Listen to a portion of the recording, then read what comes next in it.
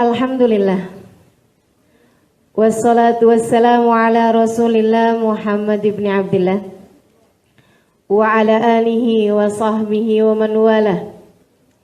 Subhanaka la ilma lana illa ma 'allamtana innaka antal alimul hakim. Rabbi shrah li sadri wa yassir li amri wahlul 'uqdatan min lisani yafqahu qawli.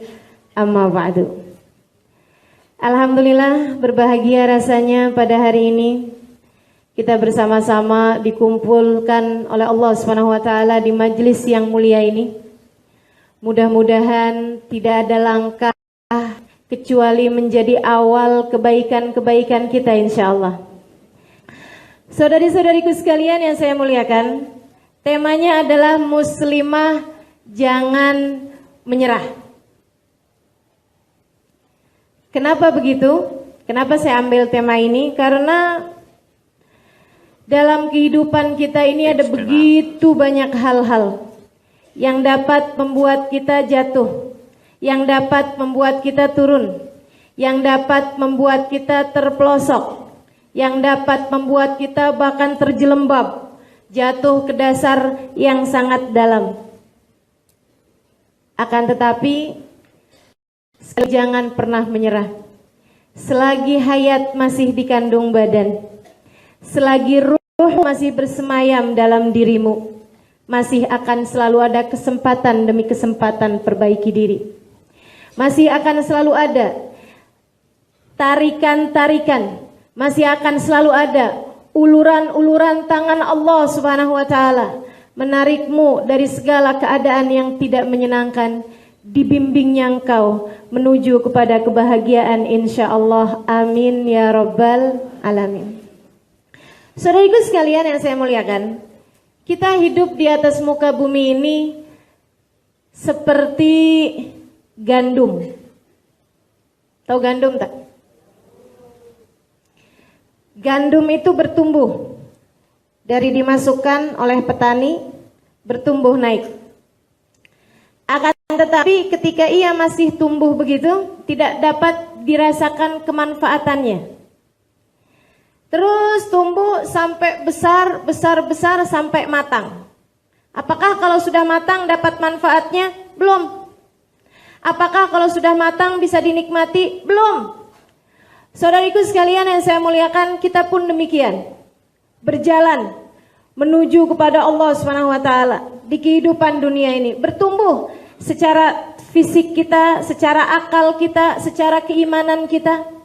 Apakah ketika kita sudah dewasa, apakah ketika kita sudah matang, kita sudah akan bisa dirasakan kemanfaatannya yang disebut oleh Allah Subhanahu wa taala dalam Al-Qur'an, "Wa ma khalaqtul jinna wal insa illa liya'budun." Tidaklah kami ciptakan bangsa jin dan manusia kecuali untuk beribadah. Apakah makna dari pengibadahan tersebut sudah layak untuk kita dapatkan ketika kita dewasa? Saudariku sekalian yang saya muliakan, yang disebutkan dalam hadisnya Nabi Muhammad, khairukum anfa'ukum linnas, sebaik-baik kalian adalah yang bermanfaat buat sesama. Apakah ketika kita sudah dewasa kemanfaatan tersebut dapat dinikmati? Sudah berilmu misalnya, sudah mampu memberikan sesuatu kepada masyarakat misalnya, sudah bekerja misalnya, sudahkah? Belum. Sama halnya dengan gandum tadi ini, ketika ia sudah matang, saudariku sekalian yang saya muliakan, ia masih harus dikuliti. Sesudah dikuliti ia kemudian ditumbuk. Sesudah ditumbuk ia kemudian dibuat adonan. Habis selesai adonannya dibuat dengan dibanting-banting, kan begitu, pukul-pukul. Sesudah itu kemudian dibakar. Itu kira-kira di antara semua proses itu, dikuliti,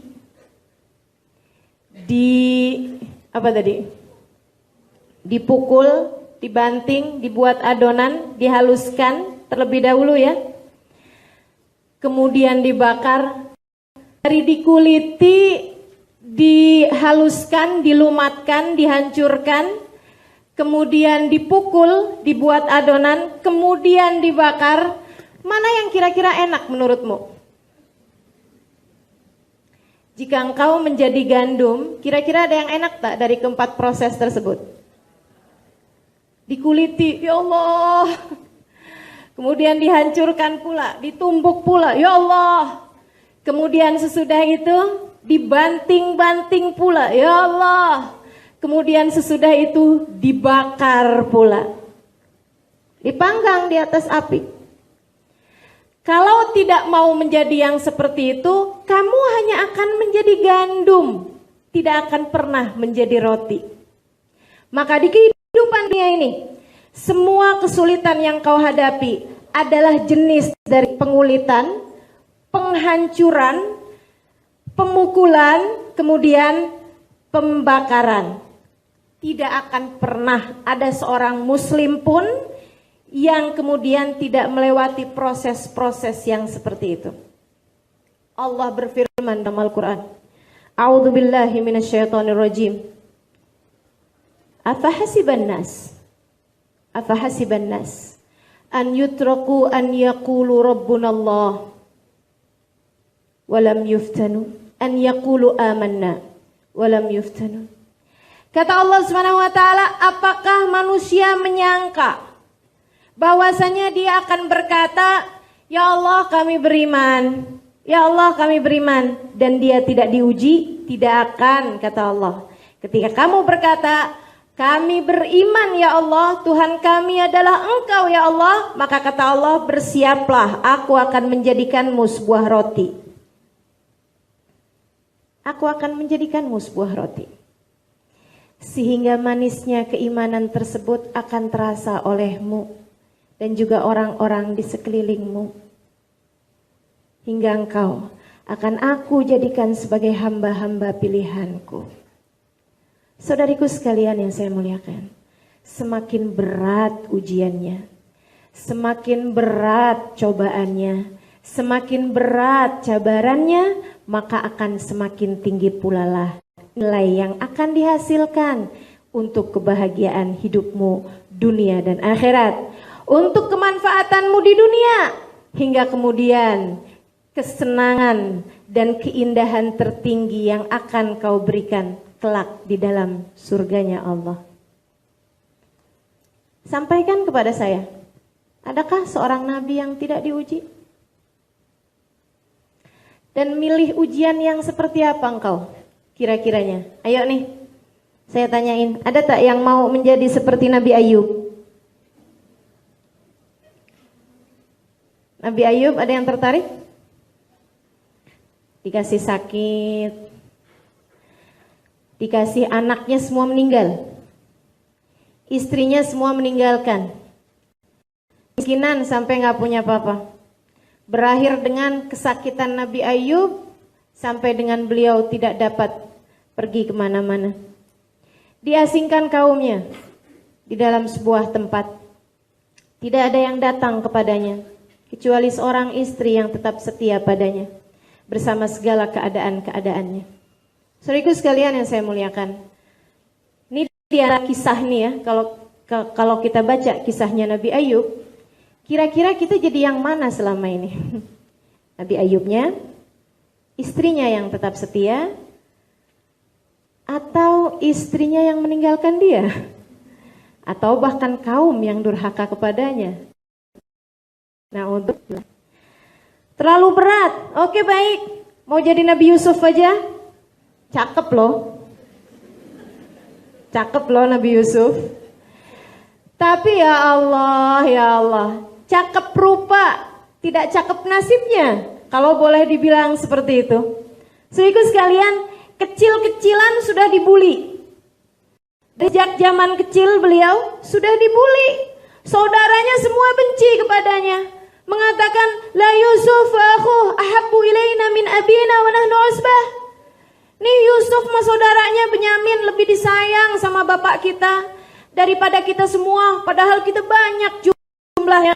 10 kami semua seperti tidak ada di mata ayah kita, Yuk kalau gitu kita singkirkan aja Yusuf, dibuang di sumur. gelap, terlunta-lunta, sesudah ditelanjangi sebelumnya, sebab pakaiannya mau dibikin sebagai barang bukti kepada ayahnya.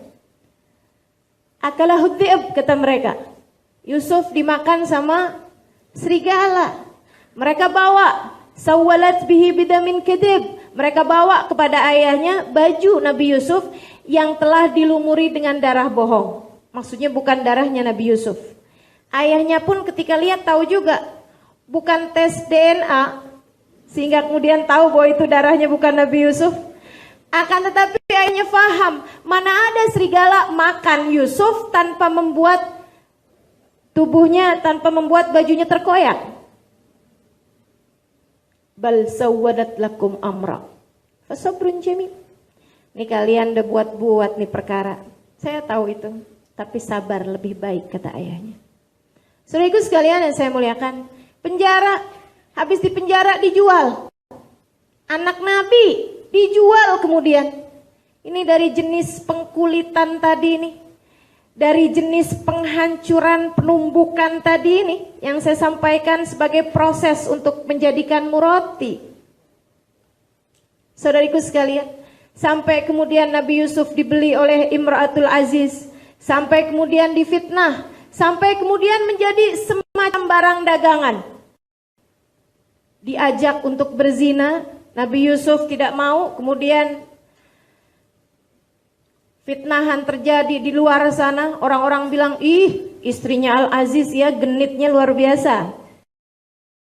Masa budaknya saja dia godain, masa budaknya saja dia mauin. Ih mauan nama budak, auzubillah. Amit-amit cabang bayi. Saudariku sekalian yang saya muliakan, istrinya kemudian, wah ini perempuan gak tahu nih. Baiklah kalau begitu. Diundang ke party, pesta dia buat. Kemudian di saat mereka sedang bersama dengan buah-buahnya mereka, sedang dikasih sikin, dikasih pisau, Nabi Yusuf. Mereka pandang Nabi Yusuf sampai tak terasa telah membuat gores tangan-tangan mereka. Ma hadza basyara in hadza illa malakun karim. Wah, ini sih bukan orang nih. Ini bidadara. Malaikat. Tapi malaikat juga malaikat siapa dulu ya? Ya teman-teman, kalau dibilangin, ih seperti malaikat ya, Masya Allah gitu. Jangan kebesaran kepala dulu. Tanyakan dulu, maksud kamu malaikat siapa nih? Jangan-jangan Israel.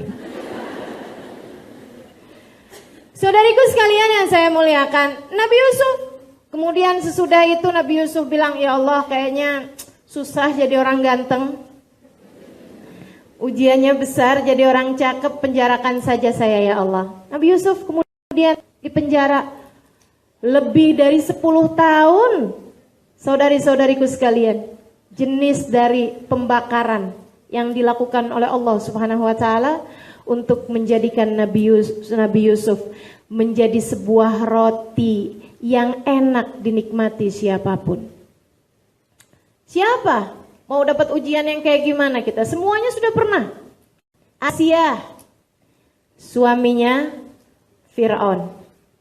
Maka setiap kali ada perempuan ngadu sama saya, Ustazah suami saya kan, Ustazah suami saya kan. Ya Allah Ustazah kurang perhatian. Ya Allah Ustazah dia lebih tertarik janda belakang rumah. Segala macam pengaduan. Ya Allah Ustazah suami saya galak pun. Saya selalu bertanya kepada dia, kira-kira sama Asia mana lebih baik?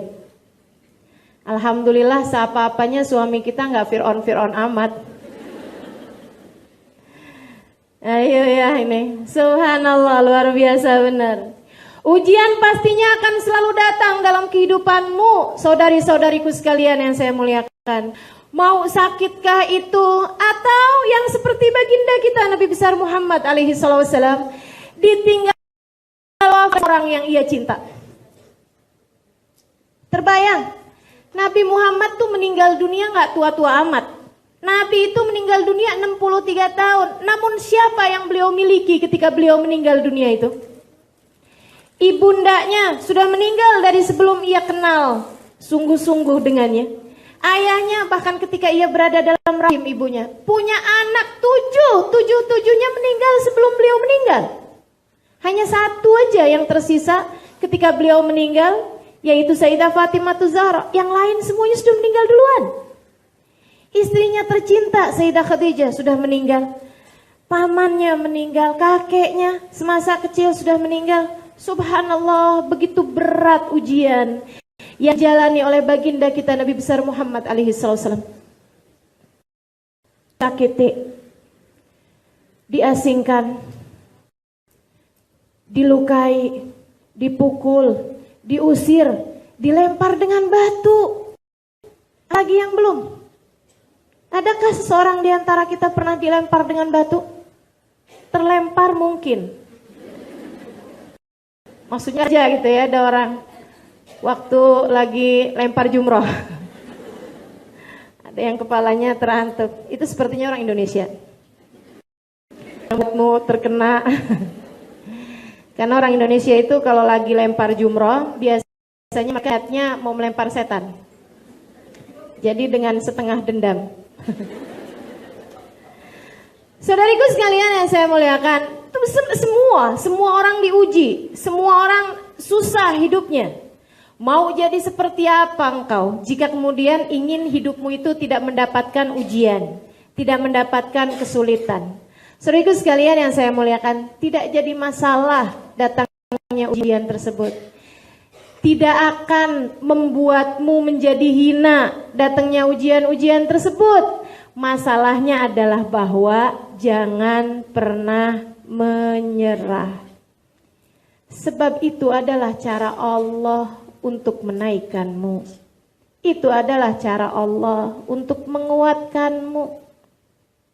Saudariku sekalian yang saya muliakan, mau hidupnya kayak siapa yang senang terus gitu?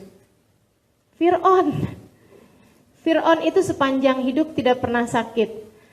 Bahkan flu sekalipun. Gatel-gatelan tuh tubuhnya nggak pernah. Jadi saya bayangkan Fir'aun sepanjang hidup nggak pernah garuk-garuk.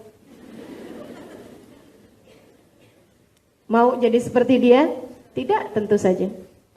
Fir'aun itu kalau berdoa, kalau meminta, bahkan bukan meminta, kalau berkata kepada sesuatu, jadilah, maka jadilah sesuatu tersebut. Mau begitu? Tidak, tentu saja. Saudaraku sekalian yang saya muliakan, Nabi berdoa, belum tentu Allah segera ijabah. Ada banyak hal yang katanya Nabi Muhammad alaihissalam, permintaanku ditakjil, ditunda oleh Allah Subhanahu wa taala untuk nanti di hari akhirat. Akan tetapi Fir'aun, bahkan ketika ia berkata kepada langit, hujan, maka segera turun hujan saat itu juga. Maka kalau engkau merasa bahwa saya setiap doa saya diijabah, jangan besar kepala. Saya tidak tahu engkau sedang diserupakan dengan siapa. Saudariku sekalian yang saya muliakan, katanya Nabi Muhammad alaihissalam dalam hadisnya, Innallaha idza ahabba abdan ibtalah. Innallaha idza ahabba abdan ibtalah. Allah apabila mencintai seorang hamba, ia akan menguji hamba tersebut, akan memberi cabaran padanya. Seseorang datang kepada Nabi Musa. Ya Musa, tubuhnya ringkih. Wajahnya kelihatan tidak tertidur berapa hari. Air matanya selalu mengalir dengan mata yang begitu sembab. Ia datang kepada Nabi Musa dan berkata, Ya Musa, ya Nabi Allah Musa, is'al minallah an yu'ti dzarrah min mahabbatih.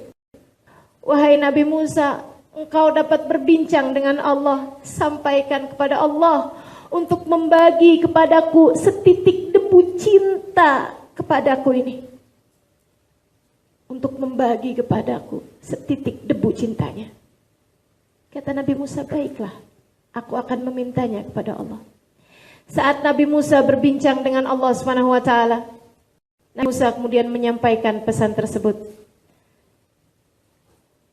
Allah kemudian berkata, ya Musa, qad ajabtuka, aku telah mengijabah permintaanmu tersebut, permintaan orang itu.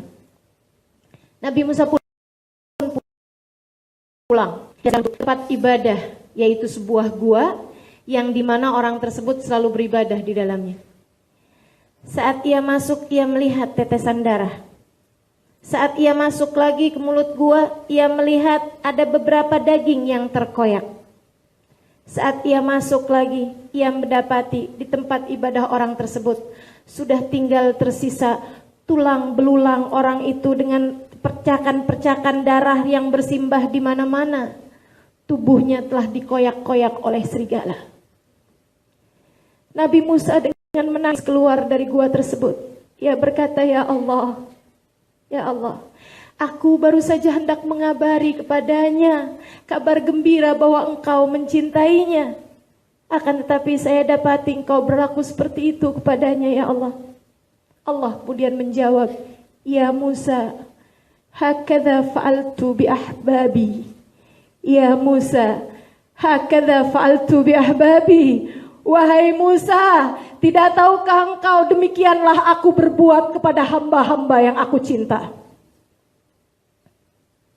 Demikianlah aku berbuat kepada hamba-hamba yang aku cinta. Maka jika engkau sakit, anakmu sakit, suamimu berpaling, orang melecehkanmu, orang meninggalkanmu, diberi kemiskinan, diberi kesulitan hidup, apapun saja bentuknya, rasakanlah manisnya cinta yang sedang Allah hembuskan kepadamu. Rasakanlah tingginya rasa cinta yang sedang Allah Subhanahu wa ta'ala berikan dalam hidupmu. Masalahnya, kita ini kadang-kadang suka nggak ngerti apa yang harus kita perbuat. Ini saudaraku sekalian, ada beberapa hal yang harus saya sampaikan kepadamu untuk membuatmu segera dapat menjadi roti yang dapat segera menjadikanmu roti. Jangan berlari ketika diuji. Jangan menjauh ketika diuji. Jangan berlari dari ujiannya. Yang pertama kali harus engkau sadari adalah, hal pertama yang harus kau sadari ketika diuji adalah, pengujinya adalah Allah.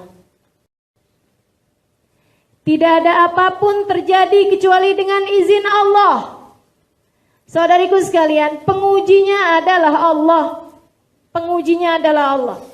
Bisa jadi engkau diasingkan orang, tapi sebenarnya yang melakukan itu adalah Allah. Bisa jadi engkau sedang bawa kereta, kemudian terlanggar keretamu sehingga harus menjadikan, nauzubillah misalnya, salah satu anggota tubuhmu diambil oleh Allah Subhanahu wa taala misalnya. Kakimu menjadi pincang misalnya. Engkau begitu geram kepada seseorang yang kemudian kau tahu dia sedang mabuk ketika mengendarai keretanya. Engkau begitu marah kepadanya. Engkau boleh menuntut kemana-mana, silahkan saja. Akan tetapi saudaraku sekalian, sebelum kau berpikir untuk melakukan sesuatu, tidak ada yang dapat melakukan apapun kecuali Allah. Tidak ada satu daun jatuh kecuali ia dijatuhkan oleh Allah. Tidak ada burung terbang kemudian jatuh kecuali yang menjatuhkannya adalah Allah. Wa ma ramaita id ramaita walakinnallaha rama. Wa ma ramaita id ramaita walakinnallaha rama. Begitu kata Allah Subhanahu wa taala dalam Al-Qur'an. Tatkala kamu melempar, kamu tidak sungguh-sungguh melempar, kata Allah, walakinnallaha rama, akan tetapi Allah lah yang tengah melempar. Kau tidak akan mampu melempar tanpa izinnya. Tidak ada yang menghadirkanmu hari ini di majelis ini kecuali Allah. Kecuali Allah. Kecuali Allah. Tidak ada yang menjadikanmu konsentrasi atau mengalir air mata atau terbawa emosi, sementara yang di ujung sana ada yang mengantuk. Kecuali Allah. Kecuali Allah. Bahkan tidak ada yang menghadirkan ucapan-ucapan ini kecuali Allah. Tidak ada yang dapat melakukan apapun kecuali Allah. Subhanallah. Fahamilah. Fahamilah bahwa pengujinya Allah. Dan fahamilah bahwa sang penguji ini ketika mengujimu bukan untuk menjatuhkanmu. Bukan untuk menjatuhkanmu. Akan tetapi untuk menaikkanmu. Untuk mengembalikanmu di sisinya. Untuk mengembalikanmu di sisinya. Sekali lagi, bukankah indah sekali? Untuk mengembalikanmu di sisinya. Saudariku sekalian yang saya muliakan, kalau yang ujinya Allah kan enak banget ini ya. Jadinya cabaran-cabaran, ujian apapun yang terjadi itu seperti pil pahit. Ketika anak kita sakit, wah kepalanya sedang berat sekali, dianya kemudian badannya meriang, kedinginan, berapa menit kemudian kepanasan. Kita tahu ini sedang flu anak kita, tapi kemudian kita lagi jalan sama dia menuju ke rumah sakit, dia kemudian ngelihat ada orang jualan es krim. Dia mau beli es krim itu, dia mau cari kesenangannya dia. Tapi engkau sebagai seorang ibu, bagaimana menurutmu jika si ibu ini kemudian memberikan aja, oh kamu mau es krim nak? Boleh, yuk silahkan.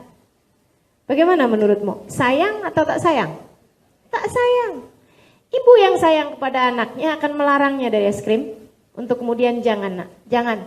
Kalau perlu begitu dia makan es krimnya kita ambil, kita paksa, kita lempar. Sang anak menangis. Akan tetapi kita tetap tarik aja anak kita bawa ke dokter. Sampai di dokter, kemudian dokter memberikan kepadanya pil-pil yang pahit. Wow, tambah nangis. Dia kemudian bisa jadi memukul-mukul kita sambil bilang, mama tidak sayang sama saya, mama tidak sayang sama saya. Oh nangis, dia kejat. Saudara kalian yang saya muliakan, itu yang sering kali kita lakukan. Itu yang sering kali kita lakukan ketika Allah tengah menguji kita. Ada begitu banyak orang yang setiap kali dikasih ujian dia malah nanya kayak begini, ya Allah dosa apa saya? Ya Allah saya udah sholat padahal. Ya Allah, saya padahal udah puasa Senin Kamis.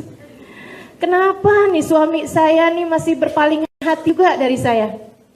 Kenapa dia masih begitu? Ya Allah, kenapa saya ini? Saya sudah sholat, saya sudah ibadah, tapi engkau beri kepada saya penyakit seperti ini. Kenapa ya Allah? Jangan suka bertanya kepada Allah kenapa. Allah bisa saja menjawab kenapa tidak. Ya Allah kenapa? Kata Allah emang kenapa? Saudariku sekalian yang saya muliakan, pil-pil pahit berupa ujian-ujian tersebut, ketika kita meminumnya adalah untuk menyehatkanmu, adalah untuk menguatkanmu, adalah untuk menjadikanmu sebagai hamba-hamba yang kuat terhadap berbagai macam kesakitan, berbagai macam wabah, berbagai macam kuman, berbagai infeksi dan lain sebagainya. Seperti itu kira-kiranya dengan Allah SWT. Sekali lagi, hal pertama yang harus kau ingat ketika mendapatkan berbagai macam cabaran dalam kehidupan, mau kecil mau besar, mau lama mau yang sebentar, ujian tersebut pertama kali harus kau ingat adalah pengujinya adalah Allah. Pengujinya adalah Allah. Lewat tangan hamba-hambanya, tapi pengujinya adalah Allah. Bisa jadi lewat sesiapa, akan tetapi sekali lagi ingatlah pengujinya adalah Allah. Pernah satu ketika Nabi Muhammad alaihissalam sedang tawaf di Ka'bah. Ketika ia kemudian melihat seorang laki-laki tua sedang tawaf di Ka'bah. Jadi sebenarnya begini, ada seorang laki-laki tua tinggal di dekat Madinah, di dekat kota Mekah. Ia kemudian beriman, tapi masa itu nabinya sudah hijrah di Madinah.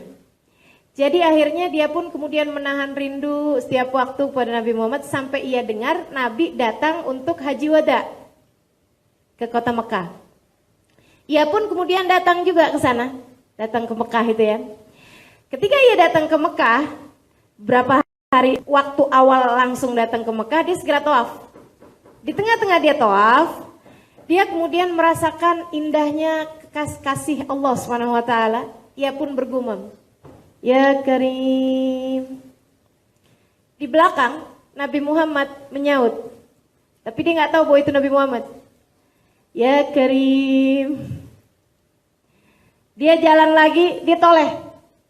Siapa sih ikutin saya? Gitu dia pikir. Dia kemudian tawaf lagi. Merasakan keindahan, kedermawanan Allah dan dia bilang, "Ya Karim." Nabi ikutin dia lagi di belakang, "Ya Karim." Dia masih sabar. Habis itu 3 kalinya dia ucap lagi, "Ya Karim." Nabi Muhammad ikutin lagi, "Ya Karim." Dia langsung menoleh. Jangan mentang-mentang saya orang kampung.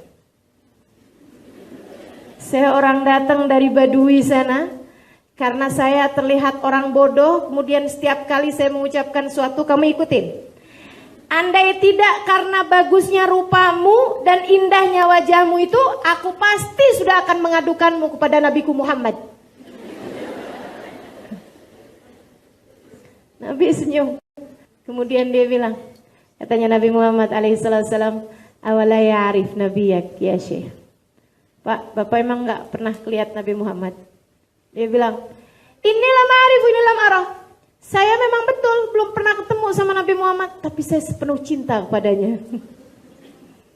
Saya memang belum pernah melihatnya, tapi sepanjang hari dia selalu bersama dengan saya di dalam hati saya. Nabi kemudian berkata, "Ana nabiyyak Muhammad bin Abdullah." Anta, wah langsung dia ciumin tangan Nabi Muhammad alaihissalam. Malaikat Jibril turun, kemudian berkata, "Wahai Rasul, sampaikan kepadanya, jangan tertipu dengan kedermawanan Allah, karena Allah pasti akan menghisap segala sesuatu." Nabi sampaikan, "Pak, Allah kirim salam padamu." Dan mengatakan, rasanya jangan pernah tertipu dengan kedermawanan Allah. Karena dia berulang kali kan bilang, "Ya Karim, ya Karim."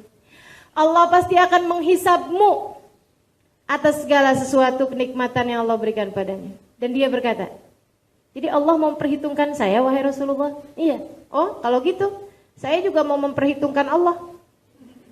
Allah mau menghisap saya, baiklah saya juga mau menghisap Allah." Maksudnya gimana? Kalau Allah menghisap saya atas dosa-dosa saya akan menghisap Allah di manakah ampunannya. Kalau saya dihisap Allah Subhanahu wa taala atas segala kekikiran saya akan bertanya, "Ya Allah, dan di manakah kedermawananmu jika begitu?" Jika Allah menyalahkan saya atas keburukan saya akan mempertanyakan kepada Allah, dan di mana kebaikannya selama ini. Malaikat Jibril turun lagi. "Wahai Nabi Muhammad, sampaikan padanya. Hendaklah dia sampaikan padanya Allah tidak akan pernah menghisapnya agar dia tidak menghisap Allah Subhanahu wa taala." Maka teman-teman saya sekalian, penghisapnya Allah. Pemberi cabaran padamu Allah, pemberi ujian padamu Allah. Maka apa yang kau takutkan? Engkau hanya perlu beberapa hal. Pertama, melambai. Tahu melambai tak? Please, tolong saya, bantu saya menyerah. Itu hal pertama yang harus engkau lakukan. Ketika ujian datang dalam kehidupanmu, menyerahlah. Kalau nggak menyerah nanti bolak-balik tuh. Ini kan lagi dikulitin, kulitnya nggak terkelupas-kelupas. Baru habis dikelupas ada kulitnya lagi. Baru habis dikelupas ada kulitnya lagi. Akhirnya di situ aja, ujiannya nggak naik-naik nanti, cabarannya nggak naik-naik, nggak membuatmu naik kemudian. Masih di situ-situ aja tempatnya. Ayo saudariku sekalian yang saya muliakan, kalau ingin segera naik tingkatannya, pertama fahami pengujimu adalah Allah, dan yang kedua segeralah melambaikan benderamu kepadanya. Segeralah menyerah. Aku menyerah ya Allah, aku menyerah ya Allah. Tidak ada daya upayaku kecuali Engkau. Aku menyerah ya Allah. Habis menyerah ngapain? Mendekat kepadanya. Karena semua bentuk ujian diberikan untuk mendekatkanmu kepadanya. Seperti yang aku sampaikan berulang kali. Semua bentuk cabaran adalah untuk mendekatkanmu padanya. Maka mendekatlah, mendekatlah, mendekatlah. Alam ya'ni lilladzina amanu an tahsha'a qulubuhum li dzikrillahi wa ma nazala minal haqq. Allah bertanya kepadamu, kepadaku, kepada kita semua. Alam ya'ni lilladzina amanu, belum tibakah waktu bagi orang-orang yang beriman, an tahsha'a qulubuhum li dzikrillahi wa ma nazala minal haqq, untuk hati mereka khusyuk, untuk hati mereka faham, untuk hati mereka mengingat Allah Subhanahu wa taala, wa ma nazala minal haqq, dan apa yang datang dari Al-Qur'an, apa yang didatangkan padamu wahai Muhammad. Belum juga, kata Allah, belum juga. Baik, aku akan uji lagi kamu. Aku akan kuliti lagi dirimu. Maka yang Allah tunggu dari kita adalah engkau melambaikan dirimu kepada Allah. Al-ana ya Rabb, al-ana ya Allah. Iya ya Allah, sudah datang waktunya. Sudah datang waktunya. Fudail bin Iyad, saudariku sekalian yang saya muliakan. Seorang perampok, seorang penjudi, seorang peminum minuman keras, seorang pembunuh bahkan. Sepanjang hidupnya berada dalam keadaan kemaksiatan. Sampai suatu ketika ia ingin memiliki seorang anak karena ingin melaksanakan sunnahnya Nabi, memberi hadiah. Memberi hadiah, dia tahu itu dari seorang laki-laki yang dia rampok. Ada seorang laki-laki dia rampok, memberikan semua hartanya kecuali satu boneka. Dia kemudian bertanya, kenapa? Ada pasal apa kamu sama boneka itu? Dia bilang, karena saya kalau pulang ke rumah tidak bawa hadiah buat anak saya nggak mau. Saya punya anak perempuan. Saya amalkan sunnahnya Nabi Muhammad, kalau pulang ke rumah bawa hadiah, terutama buat anak perempuanmu. Oh gitu, kata Fudail, perampok. Dia kemudian bilang, baiklah kalau gitu, dibalikin sama dia si bonekanya, dia rampok sisanya yang lain. Habis itu dia memutuskan untuk menikah, karena kepengen punya anak perempuan. Dia paksa kawin seorang perempuan paling cantik di kampungnya. Habis itu kemudian dia hamili perempuan tersebut, sampai dapat anak, alhamdulillah dapat anak perempuan. Dia kemudian ceraikan perempuan itu, dia nggak mau perempuannya, dia mau anaknya aja. Dibesarkan anaknya sampai di usia 10 tahunan dan dia mabuk seperti yang saya sampaikan. Dia berjudi seperti yang saya sampaikan. Dia membunuh, dia merampok, semua jenis kemaksiatan dia kerjakan. Hanya saja ada satu sunnah yang dia kerjakan, memberi hadiah kepada anak perempuannya setiap kali dia habis pulang keluar kota. Sholat enggak gitu ya, puasa boro-boro, tapi dia kasih hadiah kepada anak perempuannya ini tiap kali dia pulang. Saudaraku sekalian saya muliakan, lagi sayang-sayangnya kepada anak tersebut, lagi bahagia-bahagianya kepada anak tersebut. Anaknya solehah luar biasa, bakti dan menyenangkan luar biasa. Tiap ayahnya pulang dia nggak peduli ayahnya mau merampok atau apa, dia pijitin ayahnya, dia buatkan minum buat ayahnya. Dia jadi anak yang luar biasa menyenangkannya. Lagi kayak begitu keadaannya, Allah bikin anaknya meninggal dunia. Karena Allah hendak mendekatkan orang ini kepada Allah Subhanahu wa taala. Karena Allah hendak mendekatkannya sekali lagi. Marahnya Fudail luar biasa. Luar biasa. Ia pun kemudian depresi, frustasi, ia tambah minum minuman keras. Tiap kali sadar kemudian keingetan anaknya, dia kembali minum minuman keras. Sampai satu ketika di saat dia sedang dalam keadaan tidur, udah tubuhnya udah nggak jelas, keadaannya sudah nggak jelas, dia bermimpi melihat dirinya tengah dikejar atan. Ular besar mau nerekam dia gitu. Dia lari kemudiannya. Saat dia lari tersebut itu, dia lari sampai kemudian dia terhalang oleh sebuah jurang. Di bawahnya jurang dengan api yang siap melahapnya, di bawahnya itu ada, di jurangnya itu ada apinya. Akan tapi kalau dia tidak meluncur ke sana, dia pun akan segera didatangi ular itu. Saat itu dia kemudian melihat anaknya. Ayah, apa kabar? Dia menoleh. Anakku.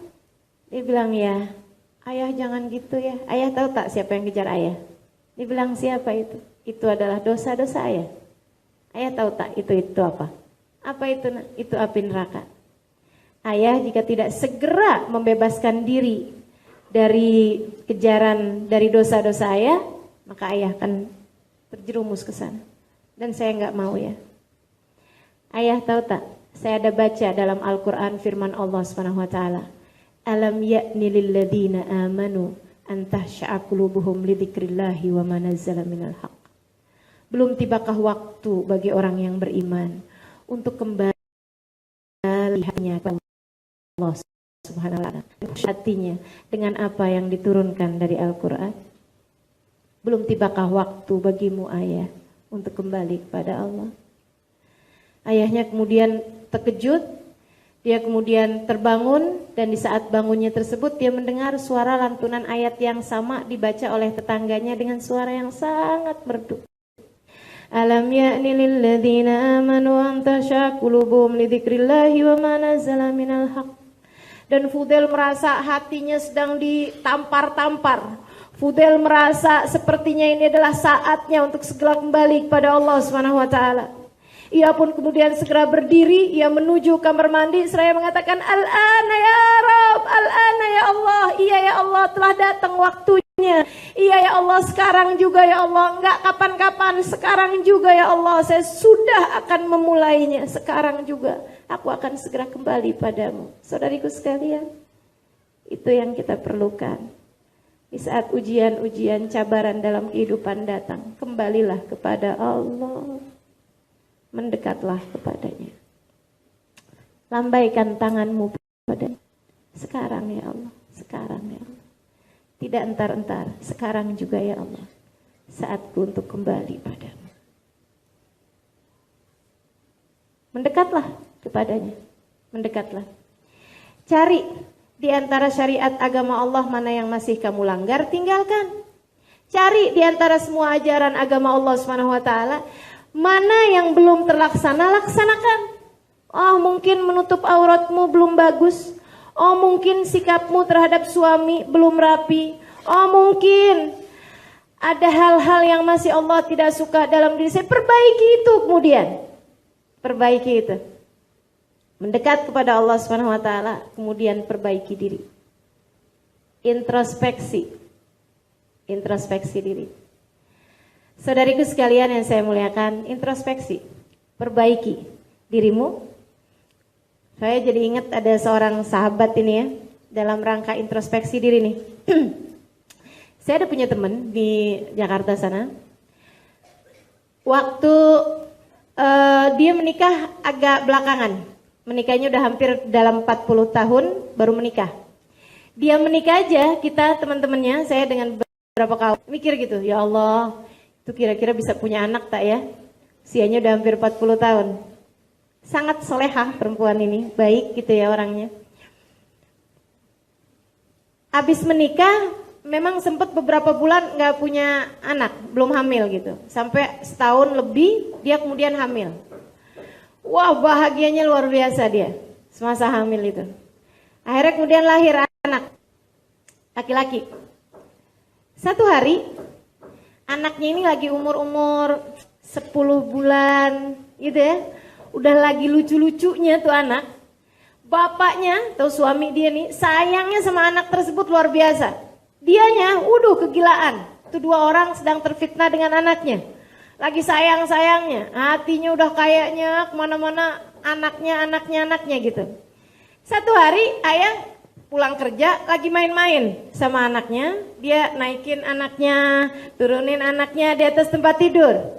Ketika kemudian entah apa yang terjadi karena terkejut dengan suara handphone atau apa yang berbunyi, dia kemudian lempar anaknya dan ketika jatuh anaknya tersebut tidak sempat dia pegang, tertabrak, terantuk pinggiran tempat tidur. Anak kemudian muntah, dia bawa ke rumah sakit, 2 hari kemudian meninggal dunia. Meninggal dunia. Saudariku sekalian yang saya muliakan, kami para sahabat teman-temannya dengernya, ya Allah, itu dia ya, pil-pil pahit yang Allah berikan dalam kehidupan manusia. Begitu banyak macam-macam ujian yang Allah berikan ini. Subhanallah, luar biasa benar. Dan terkadang kepada beberapa orang pahitnya luar biasa. Kayaknya kalau kita nih udah agak ada pemanis-pemanisnya lah ya. Alhamdulillah. Saya begitu dengar, ya Allah, kesiannya dia, kesiannya gitu. Kami sempat takziah, saya tanyakan, gimana nih sekarang? Terus dia bilang begini, iya Ustazah, gimana ya Ustazah, doakan aja lah. Dia bilang, suami saya sekarang pindah ke apartemen. Dia bilang saya kesini, kami nggak berpisah, cuman maksudnya gini, saya setiap kali ngelihat suami saya sedih. Saya tahu betapa dia sangat sayang pada anaknya. Saya sedih atas kecerobohannya, saya marah gitu. Tapi bukankah semuanya Allah yang tentukan? Cuman kesedihan itu tuh Ustazah yang belum hilang. Dan suami saya juga seperti itu, tiap ngelihat saya, kesedihan yang luar biasa ditambah penyesalan yang luar biasa. Jadi kami memutuskan untuk saat-saat ini kami tidak bersama. Ya, saya pesankan kepada dia beberapa pesan. Kemudian sudah itu dapat beberapa bulan kemudian saya dengar dia sudah kembali rujuk. Maksudnya tinggal kembali bersama dengan suaminya. Saya tanya, kenapa? Saya bilang. Dia jawab begini. Saya bilang ceritanya gimana tuh awal kali tinggal bersama. Dia bilang saya datengin dia ke apartemennya. Saya bawakan makanan-makanan kesukaan dia. Saya ketuk pintu. Dia buka dengan raut muka yang kesedihan dan keterkejutan juga karena nggak menyangka. Terus saya bilang begini. Terus dia bilang begini, maafkan saya. Saya bilang sama dia, yuk kita tinggal bareng aja lagi. Kita berdua sudah kehilangan anak.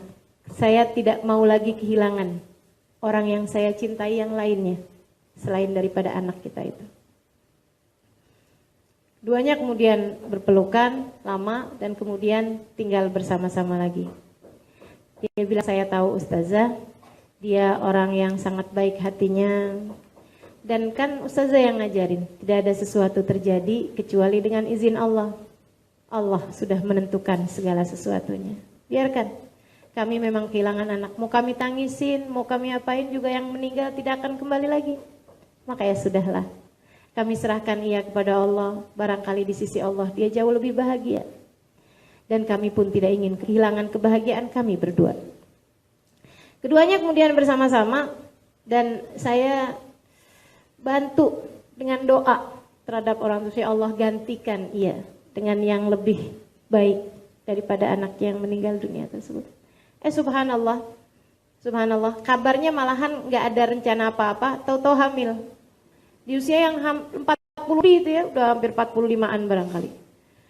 Hamil kemudian dan anaknya sekarang sudah agak besar-besaran gitu, sudah sekolah.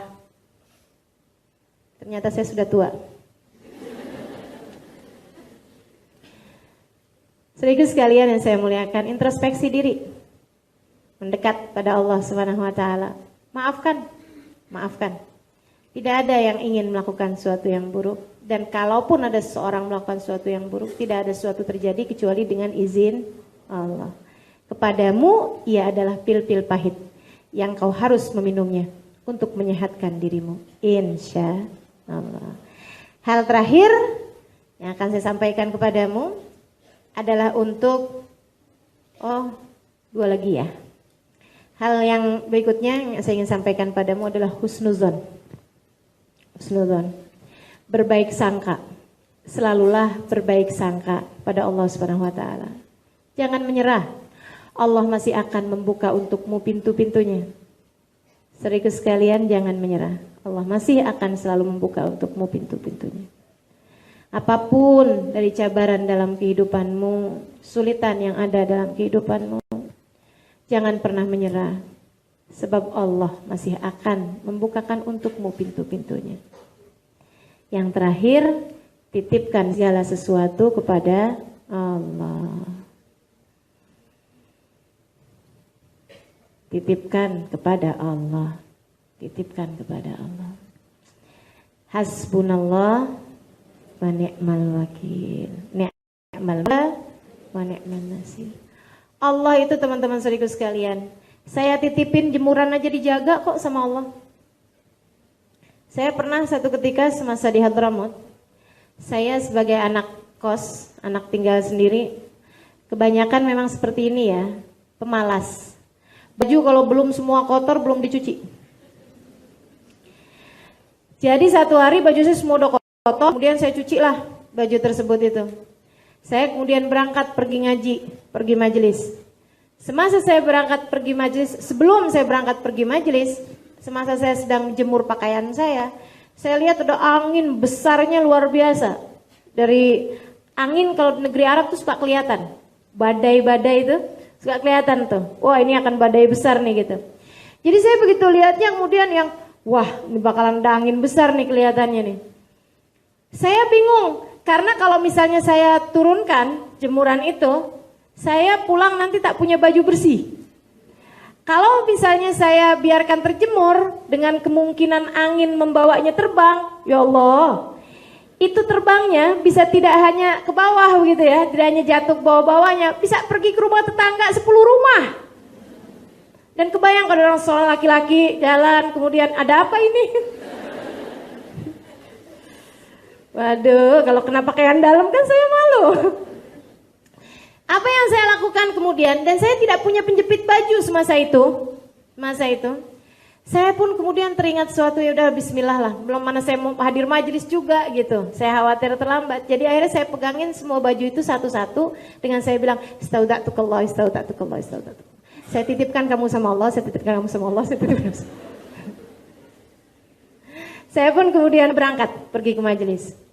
Hari itu angin luar biasa besarnya. Waduh, saya udah kebayang aja, wah ini habis nih baju saya nih. Udah gak tahu kemana aja nih. Saya pun ngeliat ada macam-macam sampah di jalanan. Ada rupa-rupa sampah di jalanan. Dan saya tahu pula dia sudah lewat deket rumah saya itu. Begitu masuk ke rumah, saya langsung naik ke atas. Dan tibalah saya di sana.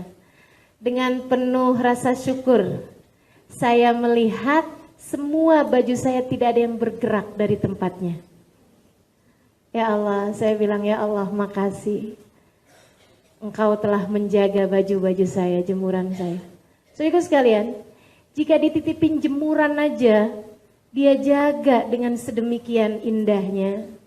Apakah menurutmu jika engkau titipkan dirimu, anakmu, suamimu, imanmu, takwamu, kebahagiaanmu, surgamu kau titipkan kepadanya, tidakkah ia akan menjaganya sedemikian rupa? Tidakkah ia akan menjaganya sedemikian rupa? Karenanya kemudian para ulama tuh, kalau pagi-pagi kita disuruh baca syahidallahu annahu la ilaha illa huwa wal malaikatu wa ulul ilmi qa'iman bil qisti la ilaha illa huwal azizul hakim. Gitu ya, ayat itu Allah menyaksikan tidak ada Tuhan kecuali Dia dan segenap malaikat menyaksikannya bahwa tidak ada Tuhan kecuali Allah, dan orang-orang yang berilmu pun menyaksikan itu. Kita dibaikkan, dianjurkan untuk membaca wa ana ashhad bima syahidallahu bih wa ushhidullah ala dzalik wa astaudiullah hadhihi syahadah wa hiya li indallahi wadi'ah as'aluhu hifdhuha hatta yatawaffani 'alaiha. Ya Allah, aku pun juga menyaksikan tidak ada Tuhan kecuali Engkau, dan aku jadikan Engkau ya Allah sebagai saksinya, sebagai saksi bahwa aku menyaksikan tidak ada Tuhan kecuali Engkau. Wa astaudiullah hadhihi syahadah, dan aku minta, aku titipkan penyaksianku ini kepadamu ya Allah. Kembalikanlah kepadaku di saat aku memerlukannya, di saat akhir kehidupanku tiba. Itu katanya para ulama, jika ada orang membaca itu, ayat tersebut, kemudian membaca doa itu, jika tak hafal dalam bahasa Arab, silahkan dalam bahasa kita masing-masing. Ayatnya jangan dirubah-rubah bahasanya. Tapi itunya, doanya tadi itu silahkan saja. Ya Allah, aku menyaksikan bahwa tidak ada Tuhan kecuali Engkau, dan aku jadikan Kau sebagai saksinya, dan aku titipkan syahadatku kepadamu ya Allah. Penyaksianku ini, imanku ini aku titipkan kepadamu. Jagalah ia ya Allah, hingga aku dapat menghadapmu dengan berbekal keimanan tersebut.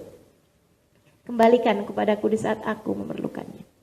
Jadi sekalian, para ulama mengatakan siapa yang membaca ini setiap harinya, maka ketika datang ajal menjemputnya, Allah akan berkata kepada malaikatnya, berhati-hatilah dalam mencabut nyawanya, dia telah menitipkan keimanannya kepadaku seumur hidupnya.